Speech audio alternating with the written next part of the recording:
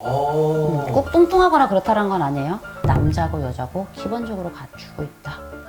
이렇게 좀 보시면 돼요. 얼굴이 조금 작다.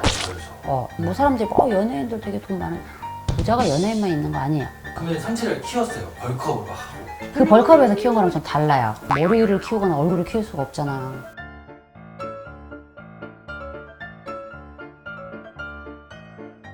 선생님 안녕하세요. 네. 선생님 이번엔 태 부분이죠. 부자 체형. 부자가 될 수 있는 체형이 있어요. 제가 지금은 뭐 어렵다, 원룸에 산다, 지금 회사원이다. 근데 내가 사업을 해서 자수성가를 해가지고 부자가 될 수 있겠느냐. 근데 남자랑 여자랑 좀 디테일한 차이는 있는데 비슷합니다, 그래도.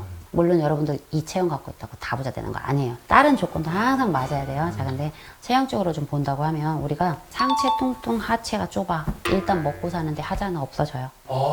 하체가 뚱뚱하다, 굵다, 비만이 아니에요. 하체가 선천적으로 굵으신 분이 있어요. 네. 하체가 선천적으로 굵으신 것보다 하체가 조금 슬림하시고 상체가 조금 더 두꺼우신 분들, 이런 분들 같은 경우 먹고 사는데 하자가 없어요. 물론 길고 짧고 차이는 있지만 일단 먹고 사는 거는 어려움에 해당되는 일은 없다라고 좀 보시면 되고요.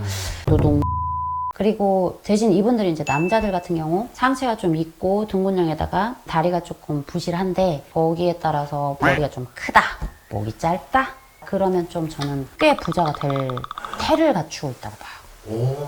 꼭 뚱뚱하거나 그렇다는 건 아니에요. 남자고 여자고 기본적으로 갖추고 있다. 이렇게 좀 보시면 돼요. 근데 반대로 내가 하체 쪽이 조금 튼실하고 상체가 조금 말랐으면 얼굴이 조금 작다. 딱 이러면은 진짜 부단한 노력을 해야 돼요. 그냥 찾아오거나 내가 조금 해갖고 훅 일어나거나 이러긴 쉽지 않고요. 진짜 부단하게 노력을 해야 돼요. 왜 여자분들이 가끔 막 그래. 나 하체 비만형이야, 합이야.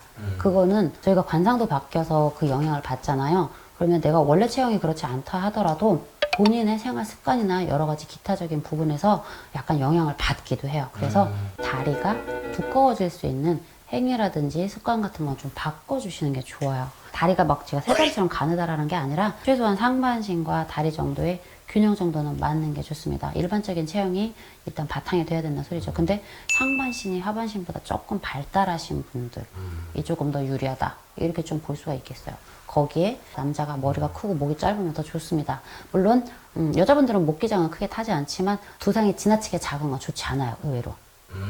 뭐 사람들이 연예인들 되게 돈 많은 부자가 연예인만 있는 거 아니에요. 저희가 일상생활에서 볼 수 있는 여러분들을 보신다고 하면 여자분들도 내가 중앙집권형 생각하세요. 가운데가 조금 뚱뚱하고 나머지 여자분들은 머리가 너무 작으면 안 돼요. 조금 사이즈가 있는 게 나아.